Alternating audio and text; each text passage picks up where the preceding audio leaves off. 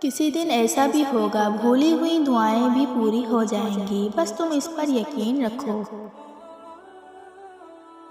کبھی گناہ کرنے کا دل چاہے نا تو اپنی ان دعاؤں کے بارے میں سوچئے جن کی آپ شدت سے قبولیت چاہتے ہیں، کیونکہ دعاؤں کی قبولیت کی راہ میں سب سے بڑی رکاوٹ گناہ ہی ہوتے ہیں۔ اپنی امیدوں کا مرکز اللہ پاک کو بنائیں، بے شک وہی ہے امیدوں کو پورا کرنے والا۔ کیا اب تمہیں اندازہ ہوا کہ یہ آزمائش در حقیقت اللہ پاک کی بہت بڑی نعمتوں میں سے ایک ہے جو تمہیں ایک بہترین انسان بنانے کے لیے آتی ہے؟ کیا کبھی کسی نے غور کیا ہے اللہ کتنی محبت سے اپنے بندے کو پکارتا ہے؟ وہ نہیں دیکھتا اسے پکارنے والا اس کے نیک بندے ہیں، وہ بس پکار سنتا ہے۔ اللہ کے سپرد کرنا سیکھیں، ہر چیز کو، ہر فیصلے کو۔ جب آپ جائے نماز پر بیٹھتے ہیں تو بھاری دل کو خالی کر کے اٹھا کریں، ہر چیز اللہ کو سونپ کر اٹھا کریں، کیونکہ جو ہوا اس کی رضا سے ہوا، جو ہو رہا ہے اس کی رضا سے ہو رہا ہے، جو ہوگا اس کی رضا سے ہوگا۔ پھر آپ مستقبل کی فکر کیوں کرتے ہیں؟ نصیب لکھنے والے کو نصیب کا نگہبان رہنے دیں، آپ اس کے فیصلوں پر سر جھکا کر اطمینان سے چلتے رہیں۔ آزمائش کے ختم ہونے کا انتظار کرتے رہنا بھی ثواب والا عمل ہے، کیونکہ یہ انتظار کرنا اللہ کے ساتھ حسن ظن ہے۔ دھڑکنیں احساسات سے چلتی ہیں، احسانات سے نہیں، اس لیے جس سے جب تک رشتہ رکھیں احساس کا رکھیں، نہ کہ احسانات کا۔ دیواروں کے پاس کان ہو یا نہ ہو، مگر فرشتوں کے پاس قلم ضرور ہوتا ہے۔ اپنی زندگی کے گناہوں کو ان چلتی سانسوں کے ساتھ ہی مٹا لو، کیونکہ تمہارے بعد یہ کام تمہارے لیے کوئی نہیں کرے گا۔ اللہ تعالیٰ آپ سے نفرت نہیں کرتا، اللہ تعالیٰ نے آپ کو بنایا ہے، اس نے آپ کے لیے دنیا سجائی ہے، وہ آپ کی کمزوری سے آگاہ ہے، اسے معلوم ہے آپ نے بار بار پھسلنا ہے۔ جب پھسلتے ہیں لیکن اللہ کے بندے وہ ہوتے ہیں جس کو احساس ہو جاتا ہے اور وہ بار بار توبہ کرتے ہیں۔ مشکل وقت میں ہمیشہ دعا مانگنی چاہیے، کیونکہ جہاں انسان کو حوصلہ ختم ہوتا ہے وہیں سے رحمت خداوندی شروع ہوتی ہے۔ دولت کے پیچھے بھاگنے والے سب لوگ دولت مند نہیں بن سکتے، لیکن دین کے پیچھے بھاگنے والے دیندار ضرور بن جاتے ہیں۔ دعا کی قبولیت کی ایک علامت یہ بھی ہے کہ وہ دعائیں آپ کو بدلنا شروع کر دیں گی۔ اگر وہ دعائیں دعا کی آنسوؤں کی سسکیاں دل کو گھلا رہی ہیں، رونا سکھا رہی ہیں، سجدے کروا رہی ہے، گناہوں سے بچا رہی ہے، تو یاد رکھیں وہ اللہ سے ملا رہی ہیں، وہ دعائیں نصیب سونے کا بنا رہی ہیں، وہ دعائیں صرف قبول نہیں ہو رہی ہیں، وہ آپ کو قبول کروا رہی ہیں۔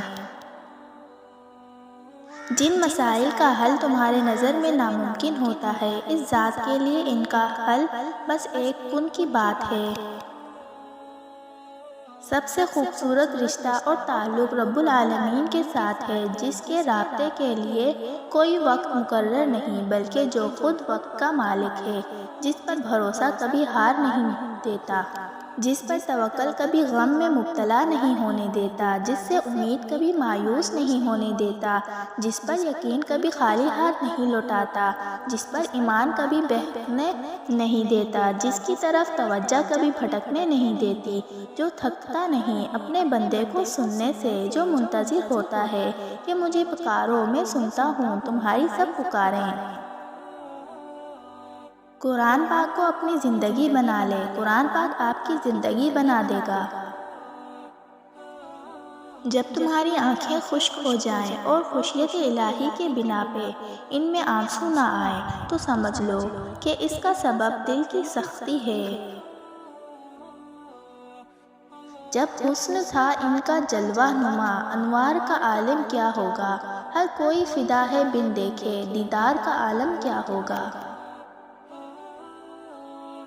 اللہ دنیا کے رنگوں سے نکال کر اپنا رنگ دے دے، ایسا رنگ جو وقتی نہ ہو، جو ظاہری نہ ہو، جو کچا نہ ہو، جو پھیکا نہ ہو، جو مرتے دم تک نہ اتر سکے، چاہے کتنے احال آئیں، چاہے کتنے طوفان آئیں، چاہے کتنی رنگی مناظر آنکھوں کے سامنے آئیں، پر آپ کا رنگ نہ چھوٹے، ایسا رنگ عطا کر جو قلب روح میں رچ بس جائے۔ جب کوئی عمل اللہ کے لیے کریں یا اللہ کے لیے چھوڑیں تو خوشی سے کریں اور خوشی سے چھوڑیں۔ اچھا عمل کرنا بھی نیکی ہے اور برا عمل چھوڑنا بھی نیکی ہے۔ آپ کا کرنا اور چھوڑنا صرف اللہ کے لیے ہونا چاہیے۔ حیا اور پردہ بہترین محافظ ایمان ہیں۔ حیا کسی کے قریب جانے نہیں دیتی اور پردہ کسی کو قریب آنے نہیں دیتی۔ اے اللہ، میری عزت کے لیے یہی کافی ہے کہ میں تیری بندی ہوں، اور میرے فخر کے لیے یہی کافی ہے کہ تو میرا پروردگار ہے۔ تو ویسا ہی ہے جیسی میں چاہتی ہوں، بس مجھے تو ویسا بنا دے جیسا تو چاہتا ہے۔ کوشش کریں جس سے جتنا بھی جس حد تک بھی تعلق ہوا اس تعلق میں مخلص ضرور رہیں، منافقت نہ کریں۔ ہو سکتا ہے بعض اوقات آپ کو شدید تکلیف پہنچے، مگر آپ کا ضمیر مطمئن ہوگا کہ آپ مخلص رہے ہیں۔